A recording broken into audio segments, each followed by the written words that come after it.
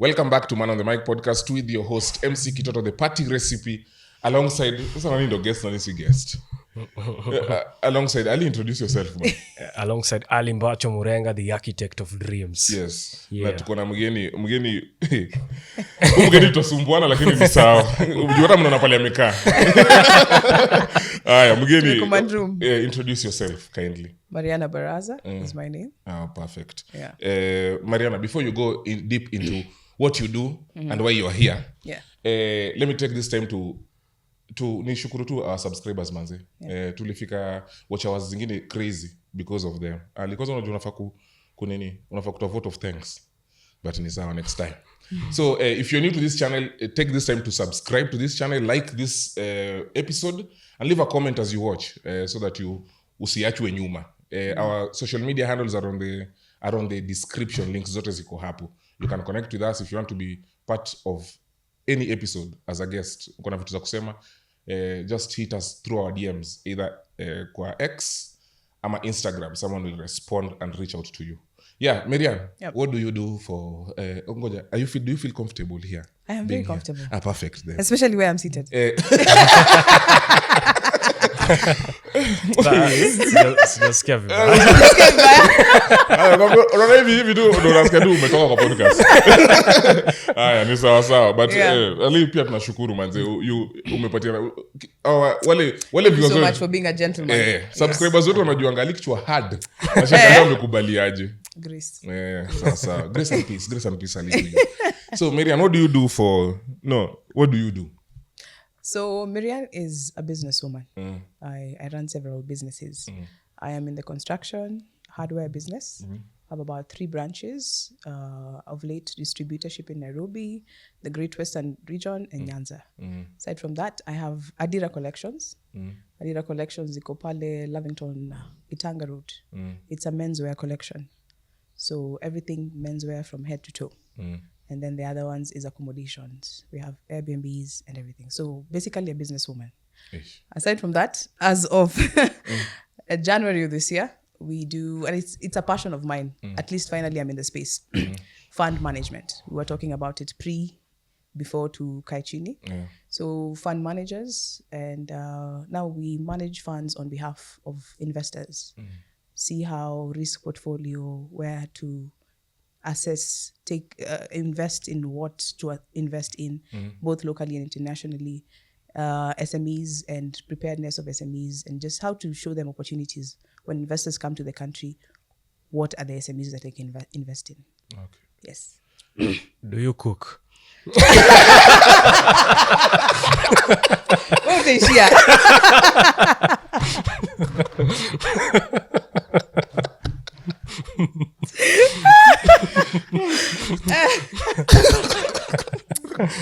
Hey, jamani. Mambo mingi ma SMEs. Do you cook and clean? I don't cook. I don't clean. But you have this ring. You don't have a ring. Umenimaliza. Muluya ndio umeanza na tumbo. Mambo mingi. Asikwambia mambo mingi, si ndio? Nataka kujua kama nitapika. Ali, what do you do? Hey. Do your reversal. Roles have been reversed. Lakini umenimaliza. Ni sawa. I own a media company called Man on the Mic. Sisa bolt hapo. When you distribute our bolts. Wow. So at least uniletea chakula. Unajua Ali yako na career nzuri. Mimi sitapika, ndaleta pesa alafu Ali ataleta chakula. So you promote businesses also. Upcoming SMEs. Exactly. Ni sawa. So Marianne, nataka tu kupatia context ya Man on the Mic. Yep. So far tumekuwa tuki discuss more on relationships, and I feel like the last part of your introduction inaweza come in handy in what I want the conversation to center around. Iko tu revolve around pesa na relationships. Lakini nataka kujua, like, my first thing that has you advise SMEs. Sijui kama no. Ulisema you advise what? SMEs. Okay, on how to be prepared for investors. So juu sasa sisi ni watu bado hapa mimi na Ali kwa dating bado si ni SMEs.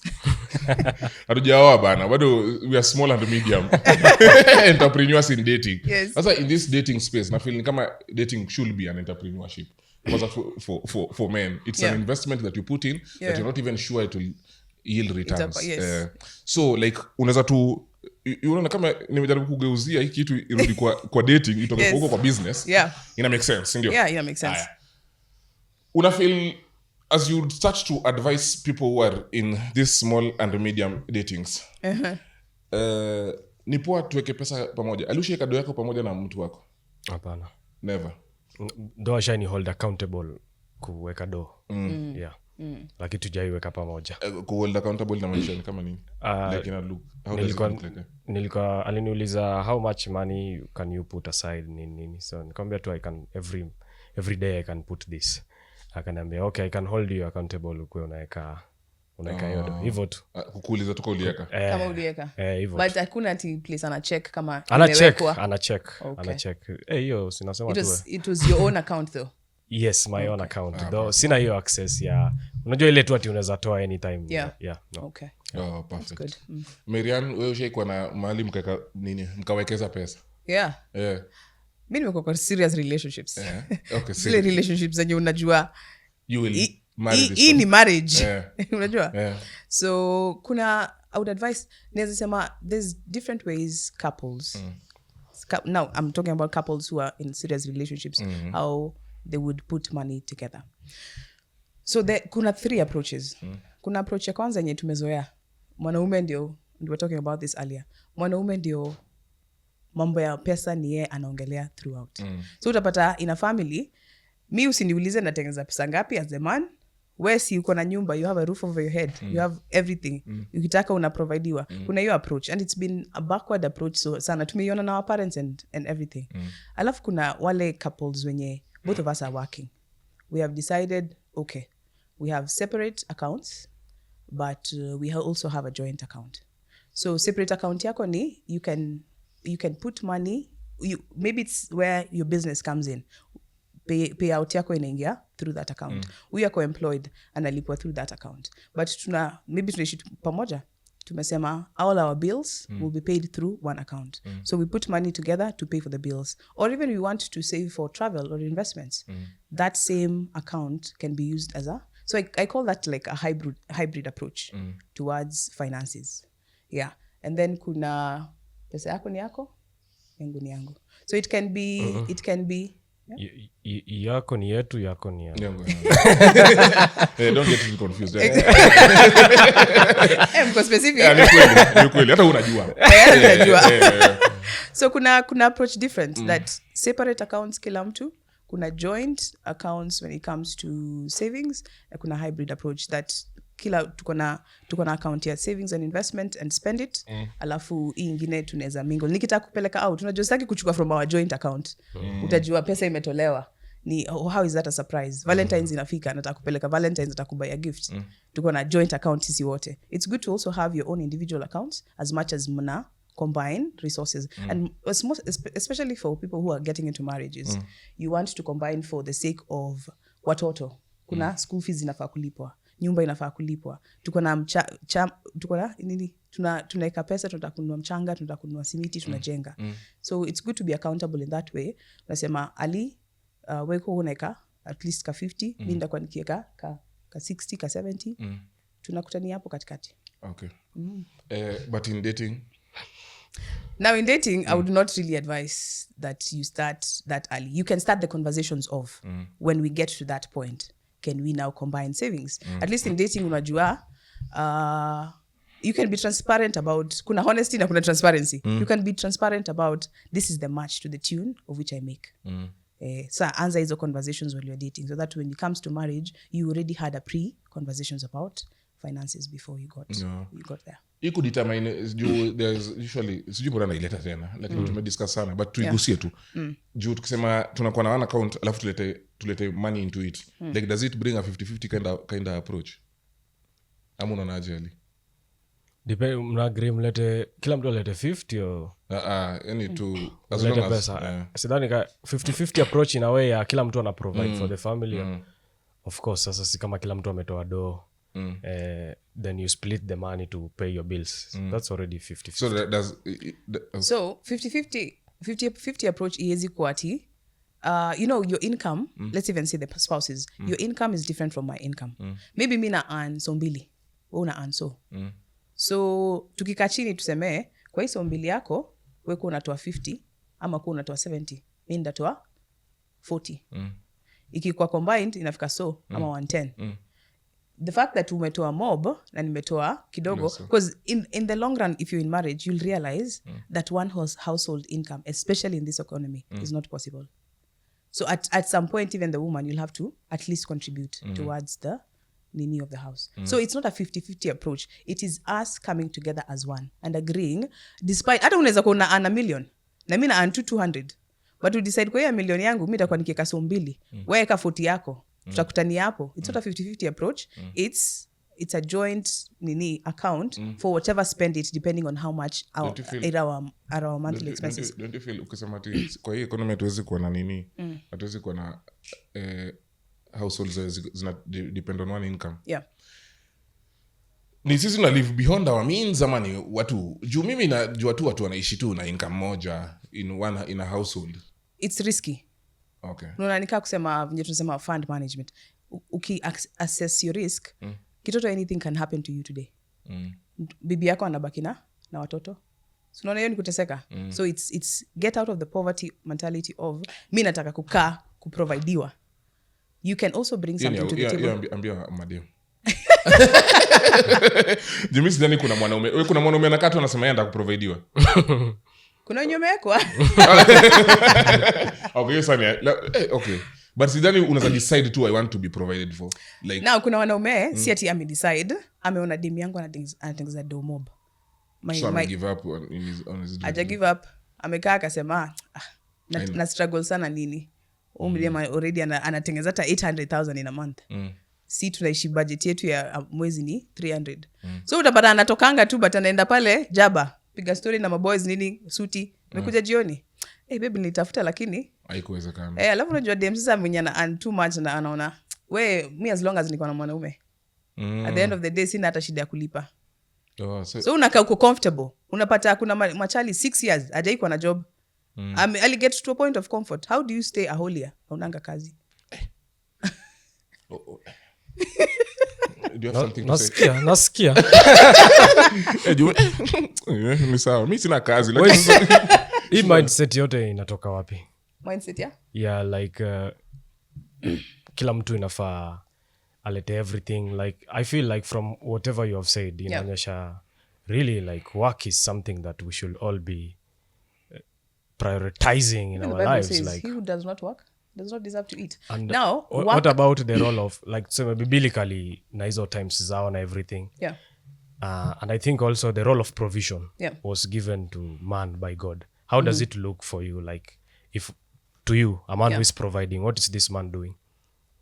Providing all aspects. For providing does not only have to be financial provision. Yeah. Kuna hiyo spiritual provision, emotional provision, psychological, give me peace and all that. Yeah.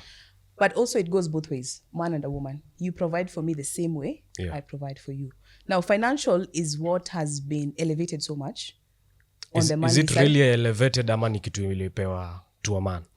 Yes, it was given to a man to provide. Yeah. But now the woman comes in as a helper. Yeah. So let's assume you are okay. You cannot provide at a particular time. Where do I come in and help? You understand? Because life goes like this. Kuna times utakuwa nayo, kuna times utakuwa nayo. So if you find a woman that yeye ni wewe fully ata depend on, ile times uko chini, inamaanisha mtalanja. Mama. Si ati unamwambia toka enda utafute, but in her own wisdom, Proverbs 31 zinasema, she wakes up and rise up in the morning to go tend to the field and everything. Inamaanisha ile siku hauna, kuna something in the field that I can tend to bring and make sure my children, my husband has eaten. You understand? So from that perspective, I think... So helping pia come in terms of... even finances. Now, in the modern world, hatuna shamba zenye tuna till. We're not tilling land and anything. But you've been given equal privileges for you to go to school, for me to go to school. So what am I tilling in this? Education. Education has given me knowledge to provide. in whatever way, be it in business or be it in my career. So I will provide when your lack of, hapo kwenye yako imeishia, hata yangu itaanzia hapo kukusaidia. Naweza pia kukusaidia in other ways. Like nilisikia ukisema in one of the episodes, kuna mademu wanakula allowances mzuri sana hapa. So imagine your man is this person who's making very good money. Allowance yako ni 100 ama 200. For almost 2 years, umekuwa ukipata 100, 200. And then all of a sudden something happens. Your man was on a road accident.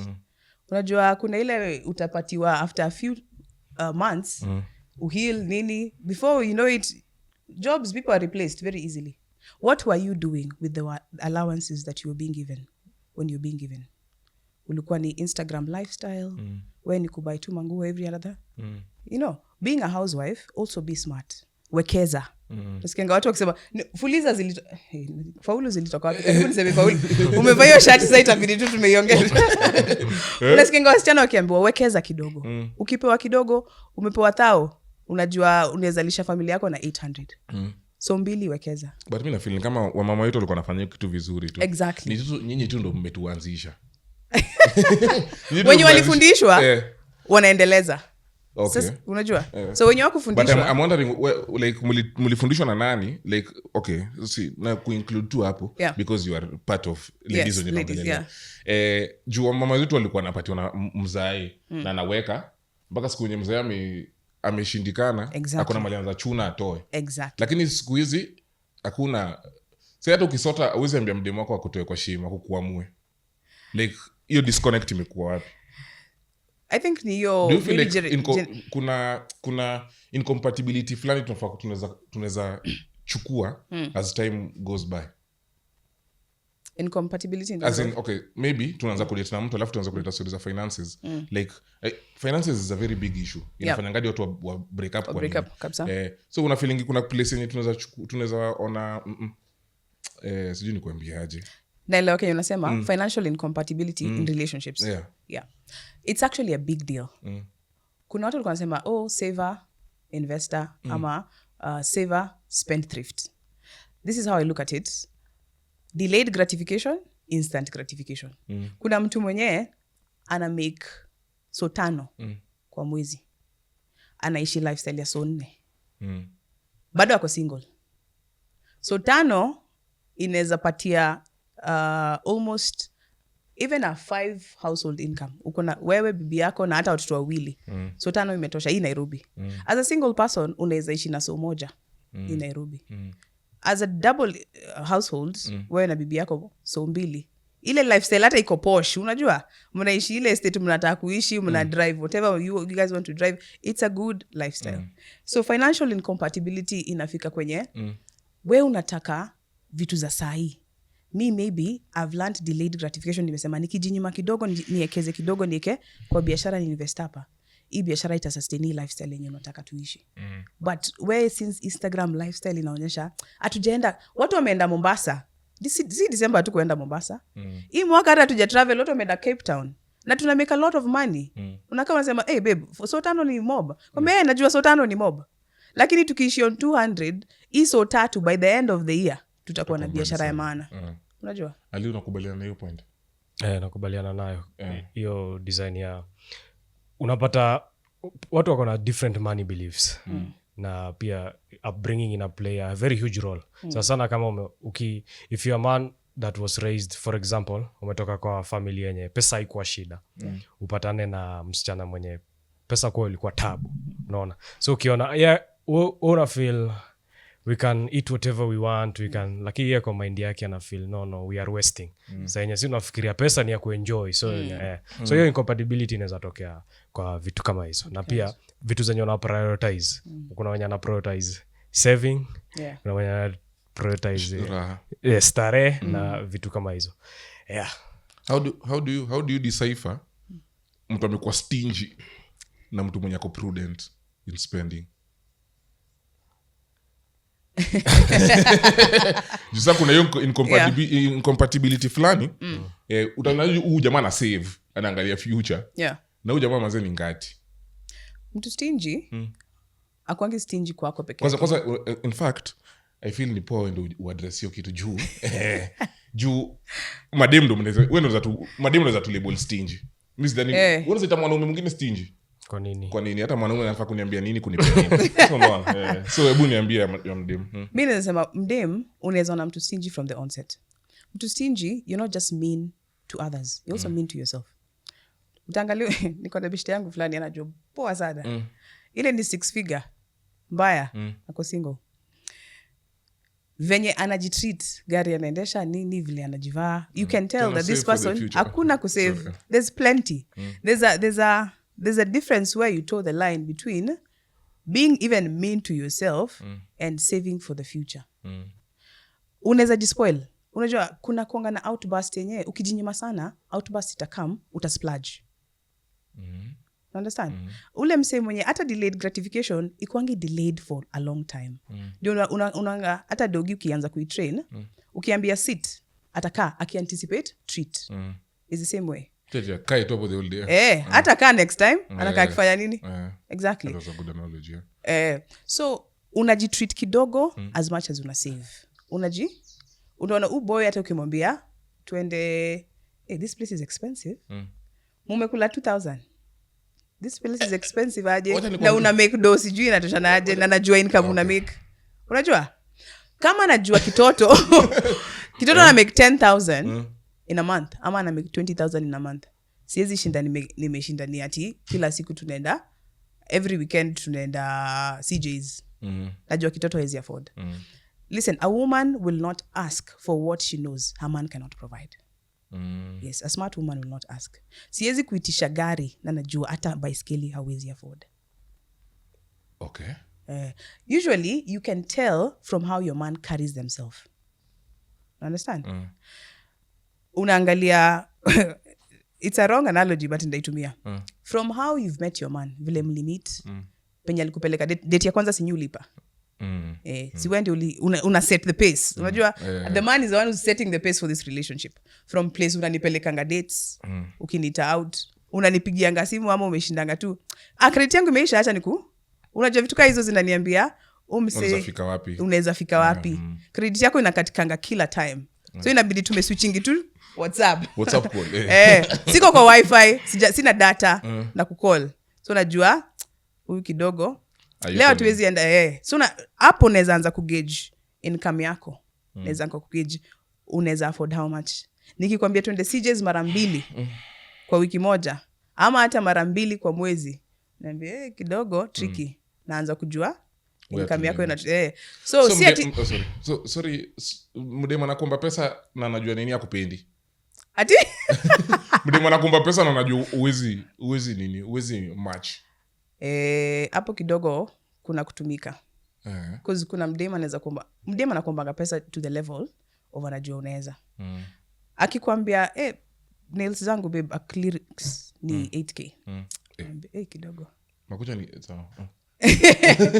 So kuna ule mwenye ana afford ya 2K. Atakwambia mimi naweza pata 2K. So unaanza kubudgeting na kama ni kugauge. Kama hii ni tape yako utaanza kutengeneza kucha na 2K. Okay, so from I've had una feel if you said like we are in a world where we have been given equal opportunities, you can go to school, you can why again do you still portray a picture of the woman asking something from the man if we have been given everything the same? Si inafaa tu ikue hata mimi naweza ambia dem yangu babe pesa viatu. Well, I don't always get any wrong. I think umesikia kwa jamii. Hiyo ndo nauliza sasa.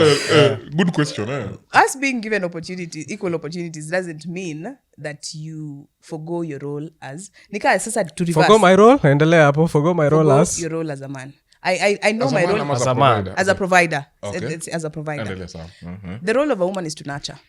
Okay. You don't nurture your kids only. You also nurture your man. So niki neglect nini zangu nianze kusema si pia mimi naleta kitu kwa meza. Wewe utaanza kupika lini? You understand? Okay, the role of a man is to provide.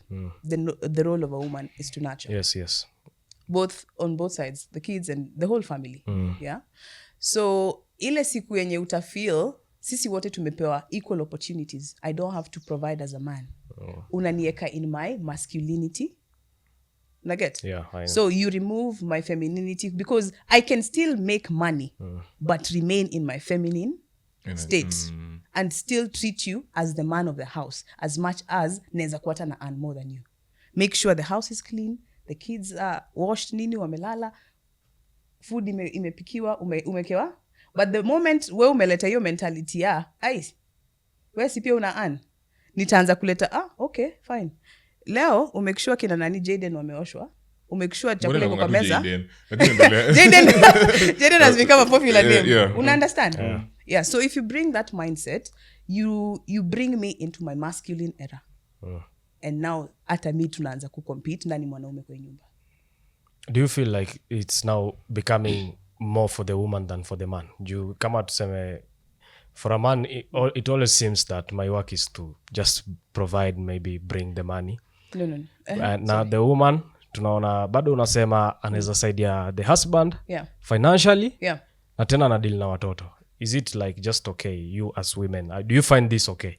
That you can help, you are financially assisting the homestead. You are financially assisting the homestead, plus you're also nurturing everyone, including your husband. Now, there has to be a balance. And that's why if your man is of the consciousness of my input is just not financial. Hata mwanaume unataka kuspend time na mtoto wako. Unataka kukam home seme, Jaden, shule ilikuwa aje? Daddy nataka kwenda, nataka spend time with my son. And you also want the connection with your children. Yes. So utapata, let me offload the burden out of you for today or tomorrow. Sasa leo unapika, inakushikilia mtoi, mimi nacheza na mtoi, mimi namsaidia kufanya homework. Osha vyombo. Unaweza osha vyombo? Napika. Unaweza. Mtoto anakuangalia because now hata wewe ukikaa chini, I think we saw the disconnect when we were growing up. That our mothers felt like it is too much work. Because nimekaa tu, wewe umekaa una watch TV, kazi ni nipitisheni remote. Our mothers used to do the most. Angekubrushia viatu, ukitaka kubrushia viatu bado ujanipigia ile shati yangu pasi. Nilikuwa natengeneza mandazi bado hazijaiva. Wewe watoto wanapiga kelele hapa, huyu mapua yake sijui inafanyika nini. So you feel like it's a lot. But you're also humane. Remember, your wife is not your slave. She's a partner. So wewe put your wife aside. Put yourself as a man or a human. You'd want to assist, not just sit. Mtoto ni wako pia, si ati wangu. Don't you feel now is even more difficult if, yes, even though you are assisting, but wife yako still ako anashughulikia tena do plus nyumbani. Hiyo ndo na try ku get sana up. Like, so this is what I'll say. Unaweza kuwa anashughulikia do, but anashughulikia with the mindset yenye nilisema earlier. Contingency, anything can happen. When my man, anything happens to him, does it mean that our lives do not continue? You understand?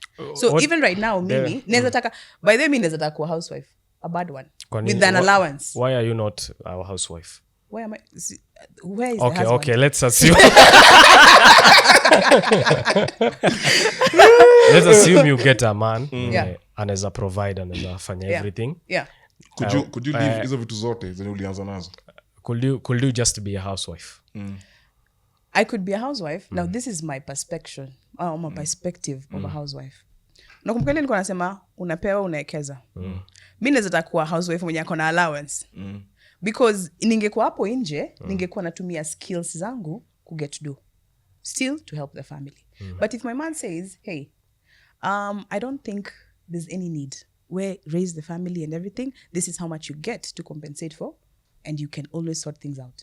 Trust me, there's so many other investments that you can do without you actively working. That would still be a good contingency for the bad times when your man akona ka issue. Kuna investments unaweza fanya, money markets ziko hapa, bonds, treasury bills, fungua kabiashara kadogo. Yenye I'm in business. Mtoto alisema a loss making business in one of your nini. It doesn't have to be loss making. Ekanga mtu hapo, niko hapa sahi. Biashara zangu 3 zinarun. I don't physically have to be there. And at times it's even a surprise or a turn on that. Nilikupeanga pesa, ukaeka huku na huku na huku. Sasa zile niko kwa shida, unaweza sema, babe, niko na so 2 hapa. end of ile story. Understand? Do you believe like some people will never have money problems? Yes. How would someone in a situation like that handle themselves? You are the wife of a man who will never have money problems. Sasa problems zetu zitakuwa zingine.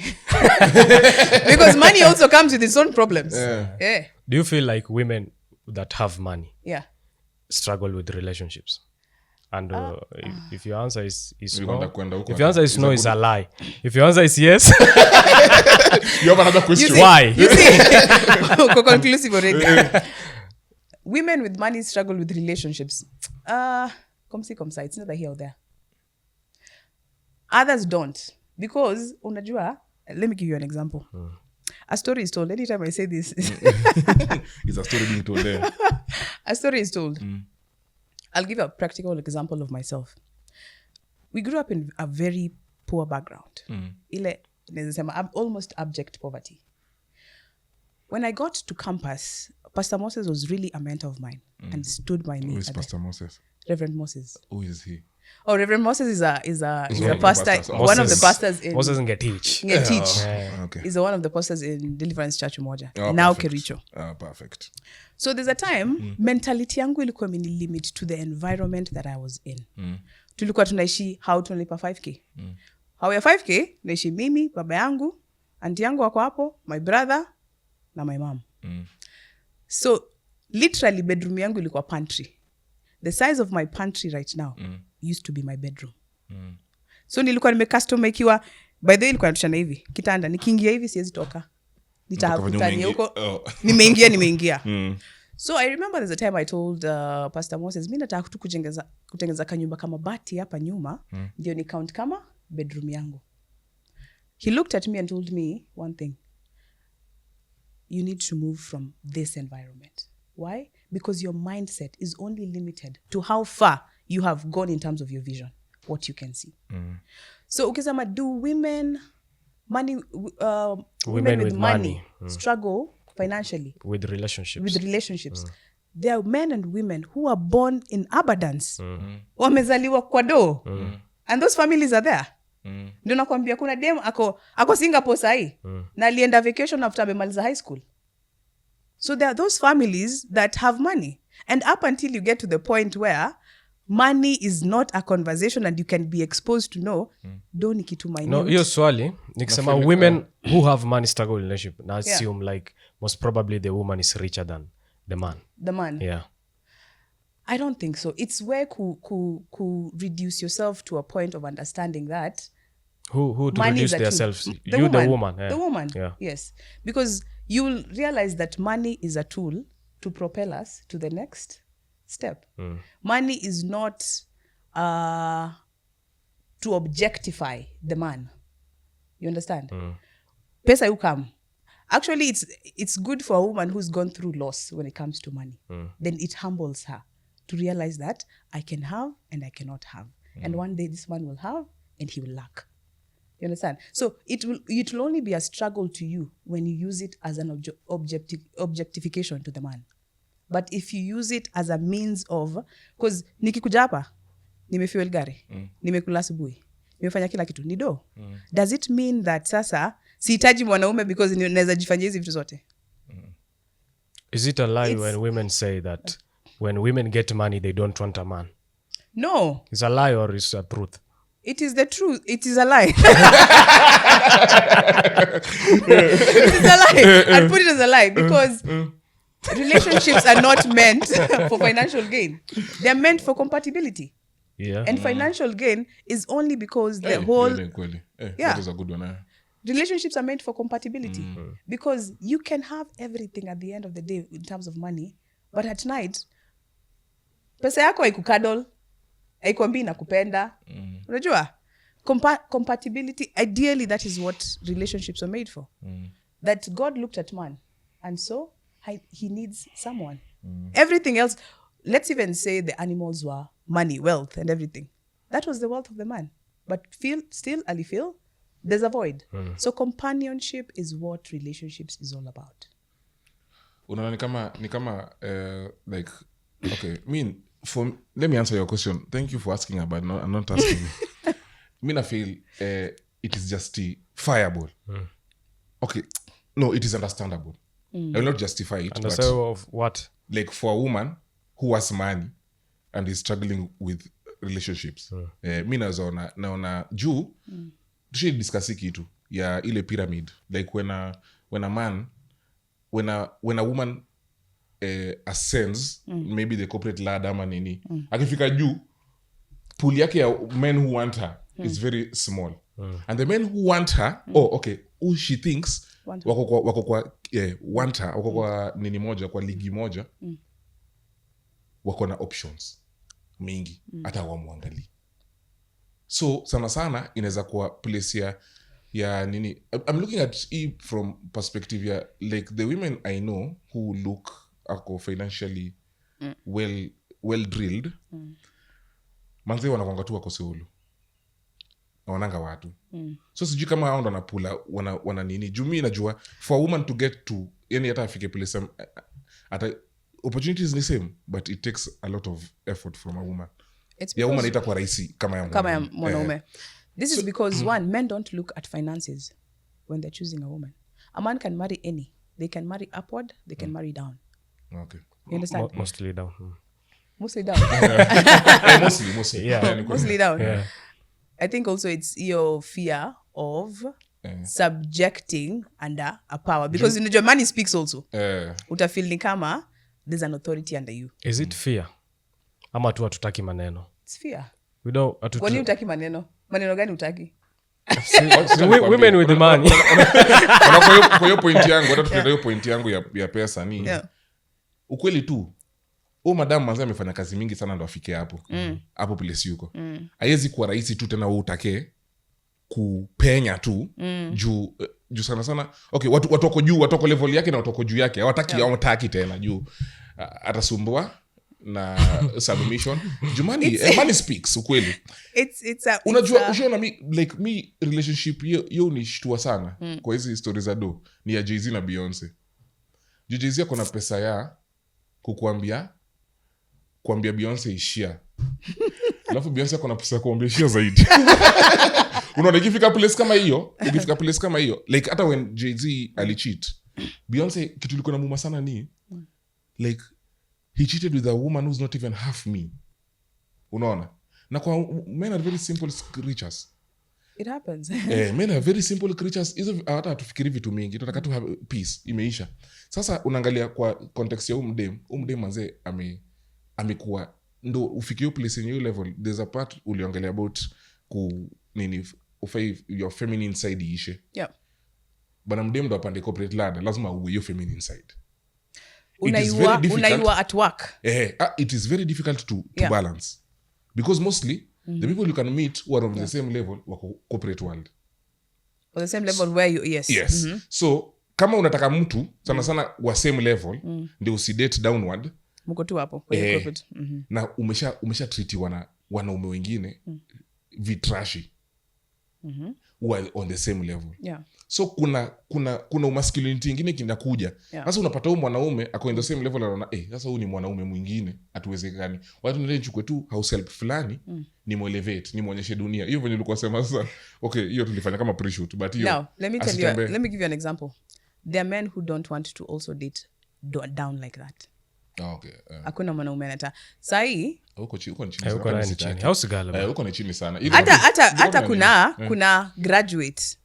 Kuna mwanaume anasema hapana. I want someone who nikikaa na yeye hivi reasoning yake ya biashara, the corporate world nini, udem anani challenge mentally. You understand?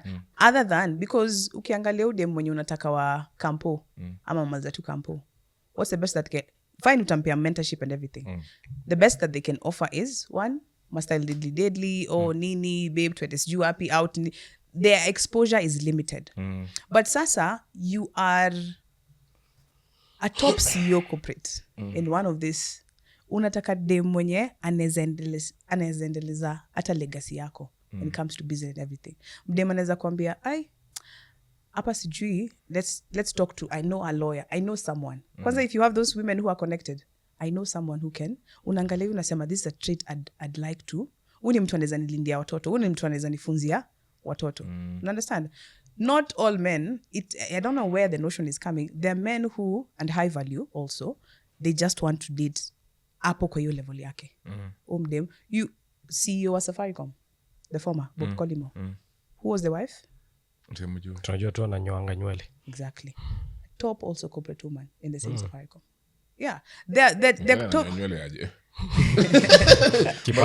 Alikuwa dreadlocks alafu so kuna watu tu hiyo level yenye niko is where I want to date. I'm a doctor, and you've had this notion. Lawyers marry lawyers. Doctors marry doctors. I don't know if you've had that notion. Yeah. There are people who just marry. Unajua tunaangalia na success of the relationship. Mimi na filio ni ya millennials.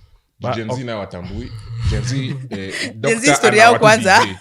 Ukweli tu ana watu DJ na hizo ni mambo zenyu. Ama tu engineer ana watu hata sijui ni kuambia konda. Unajua Gen Z wajafika. I think Gen Z the most wamefika 25 sahi. Hapana. 28 huko. Gen Z. Yes. Wamenikaribia hivyo. Kama si 28 wako 29. Kama si sasa I think bado hajafika hiyo level ya kusema unajua kitambo ulikuwa unaambiwa wewe usiwe mtu akona dreads sijui nini those things you use tattoos and everything.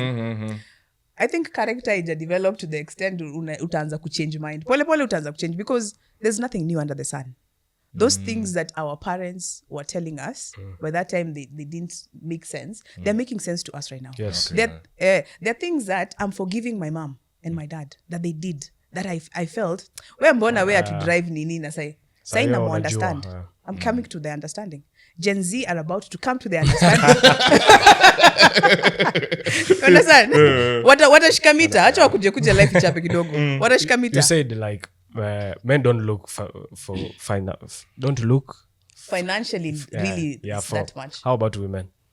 Oh, women do. Why? It's because of the security. Like right now, kuna dem kwa hii podcast aliwambia, mi siwezi date guy broke. It's really necessarily not about being broke. Is what are you doing? Siwezi date boy afanye anything. Because pia mi sijakaa tu, nafanya nothing. You understand? Ukipata mtu mwenye at least kila siku anajiamsha, kuna mahali anaenda. Siku moja inajipa. Kuna siku itajipa. You can't push a button consistent. Hata hii brick wall. Kila siku kuja tu igonge, kila siku. Unagonga kidogo. Mwisho hole itatoboka. So someone who's just barely seated and doing nothing, mwache akaange kwanza. Tafuta mtu mwenye at least anasonga. Akitoka hapo Manyanja kidogo, atafika hapo. Hata akitembea kidogo atafika Hamsa. Kidogo atafika Kaloleni before ameingia tao. Shughulike moja mbili amepanda ameanza kuinda milimani. Kidogo. So someone who's totally doing nothing, no. That's a man with no vision, no purpose, nothing. Devoid yourself from that man. Kimbia. Do you feel like kuna cultural practices zingine zinafanya sana tugongane financially? Like kuna vitu tumebeba based on our culture zinafanya tugonga mingi sana. Number one is the usual one. Men are the sole providers. Yeah. Na shockingly watu wengine wana shida nayo, especially Muslims. They do not have a problem to fully be providing for the homestead.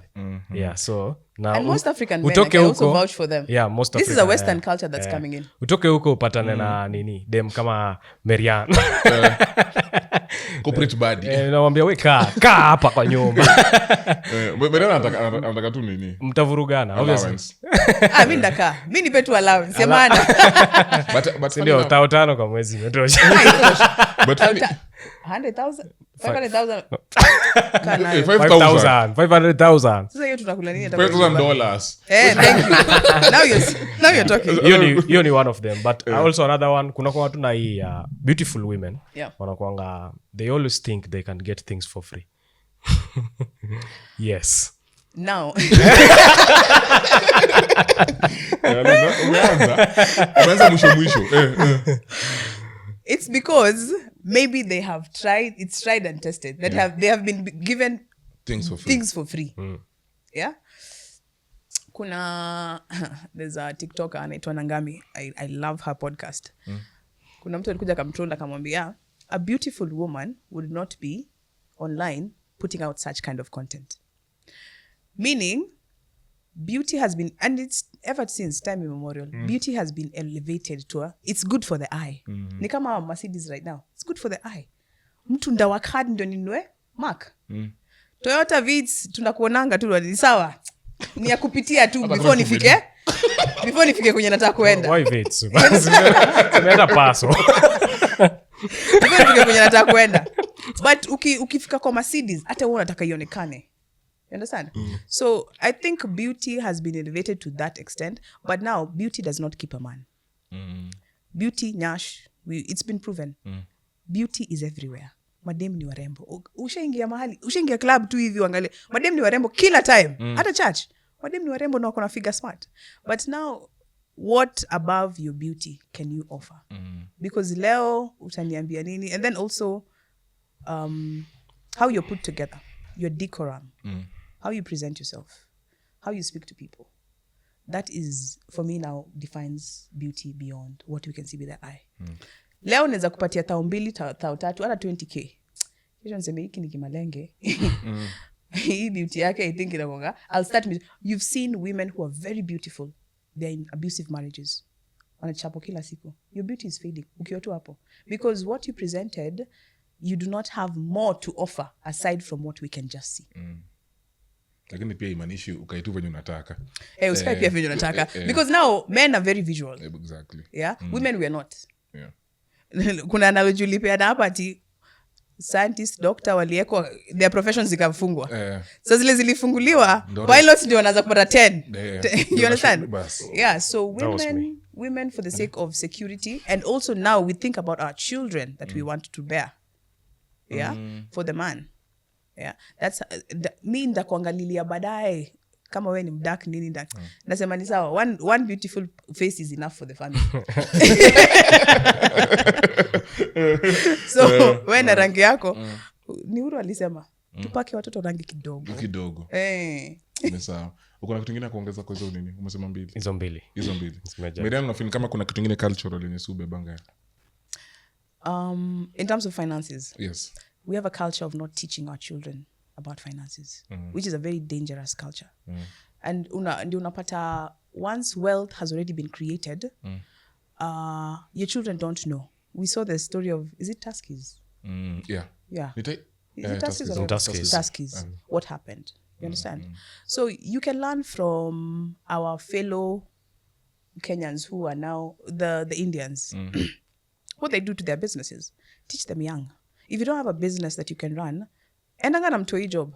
Mwonyeshe 1, 2, 3, if you're a coder, mwonyeshe this is, as they learn and grow, learn to attain, keep, and grow the wealth in one way or another. Wakimaliza shule, hizi coursework za endo ufanye computer, endo, sign up for classes. Hey, nitakuwa nimefanya promotions hapa. Centonomy. You know, sign up for classes like those ones that will enlighten you about money.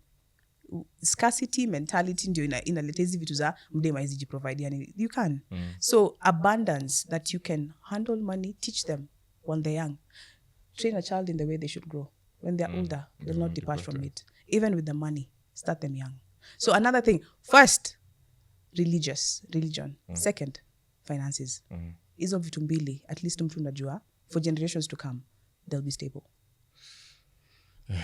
Sasa mmezusha I think na time yetu imeenda sana. Ali wewe ndo utakupatia kwanza Mariana akifikiria kama uko na kitu ya ku like just what you've picked up or what you want to conclude with kwa episode.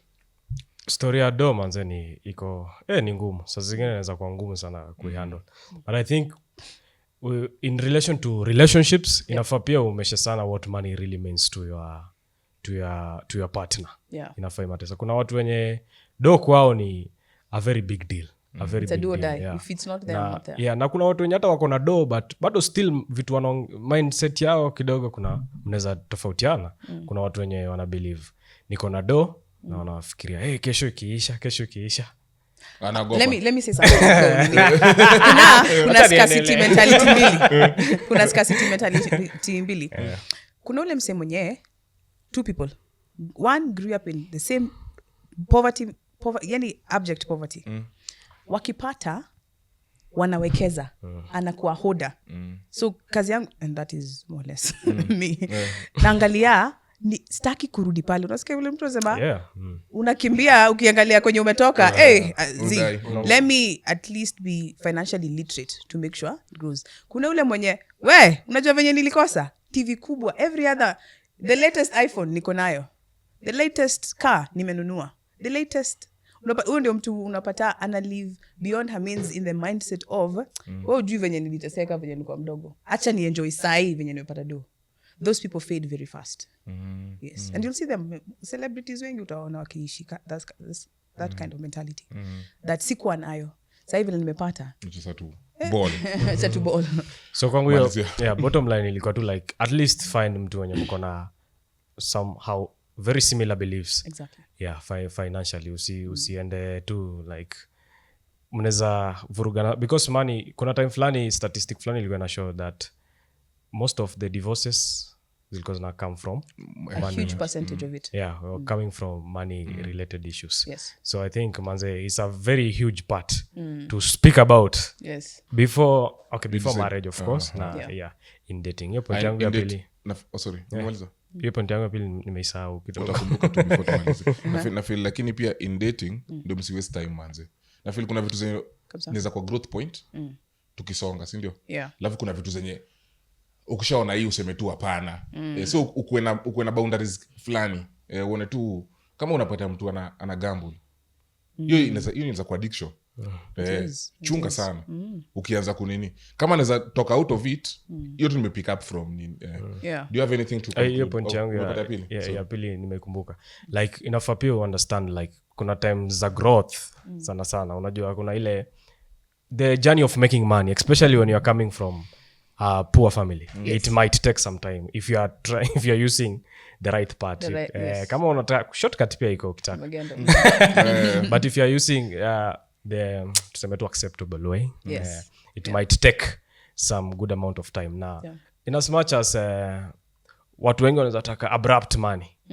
Abrupt money comes with a lot of ego, unfulfillment na yani to a lot of ainanga compared to money yenye umebuild, ina build your character, ina build your that's why unaweza pata a very rich man like myself.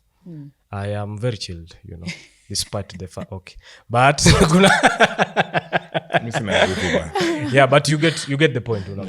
Maybe also add something. Point gani ya rich man ama hiyo point umesema zote ni points. But hiyo ku grow pesa ina creating a lot of discipline, there's humility. Unaona watu au Gen Z wengi ama millennials wana shout tu millionaire nini sijui prince nani the king of those are money that are going to fade. Why? Because character that is built when you're building wealth imenyamaza sana. Tunaambiwa money is silent ama money is quiet. Pesa okohero koko. Pesa ipendi kelele. Pesa ipendi kelele. So you'll find I'm losing my train of thought hapa, kuna kitu nataka kusema. Hiyo wenye wana pesa yenye imekuja abruptly. You know someone who there's something I was watching about millionaires from scratch. It's on YouTube. Mtu mwenye alijenga wealth yake akakuwa millionaire, even a billionaire. Right now if you scrap them off of everything, it takes them a really short time, to even build a year back. To build it back. Yes. Yeah, because one, experience, exposure and networks. Sai mtu mwenye alijenga do yake vizuri the right way, I'm a call away from bro, najua mtu somewhere, najua you always knowing someone najua mtu Safaricom, najua mtu wapi, mutual fund, you always know somewhere. So your experience, your exposure and your networks will bring you back to the level of where you are. Another thing, usiendange kuchawa bridges kila mahali. Ukitokanga job unatokanga tu kaume I quit, ulitupanga tu vitu. You know, kila partnership zenye unaingia biashara unachomanga kila time. Tenda mema hata kama the other person did you wrong. Find a way to always work it out and live in a good way. Those kind of relationships, people value the thinkingness that ulikuwa nayo kusema hata kama it was not my fault, the other person was at fault, you left in a good way. Including the bosses. Some bosses will actually hire you back because of the personality that you showed in the heat of the moment. After realizing, this guy was just a good guy. Maybe I was the one who was wrong and nilikuwa na temper issues at the time. That having been said, man.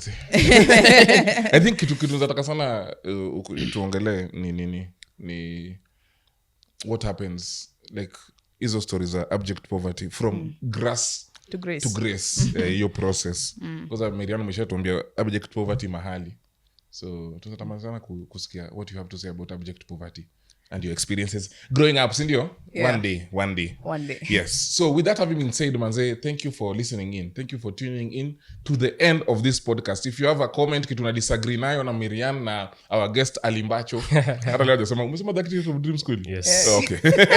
Ni kama leo tumekuinishio dream yako, but asante. Thank you so much for tuning in, and I feel hii conversation yote imekuwa wholesome. Mariana, we love to have you back. Thank you. Again and again. Thank you. I would love to come back. Na sisi tunaambia hivi guests wote, lakini yako na feel ni kama hii nakuomba, hali unakubali.